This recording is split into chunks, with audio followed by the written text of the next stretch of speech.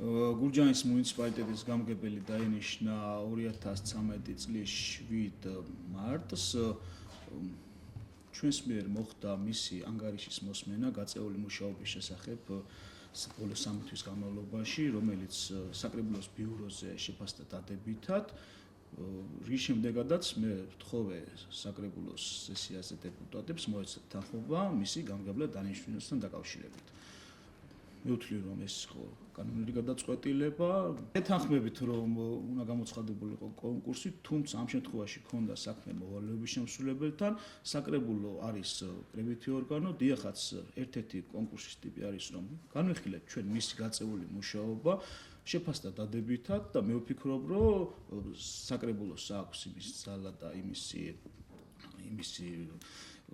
შესაძლებლობა რომ დანიშნოს გამგებელი. თუ ვისმეს რაიმე სახის კითხვები გააჩნია ამ გადაწყვეტილებას დაკავშირებით, შეუძლია გაასაჩივროს სამშობლო გადაწყვეტილება 30 დღის განმავლობაში. ლევან ნატრუშვილი დედოფლის წყაროს საკრებულოს თავმჯდომარე. ირაკლი შიულაშვილმა მომართა საკრებულოს განცხადებით. მე წავუდგინე ის საკრებულოს და მივიღე მათგან თანხმობა. ესე იგი, ირაკლი შიულაშვილის კანდიდატურა სრულად შეესაბამებოდა საქართველოს კანონმდებლობას.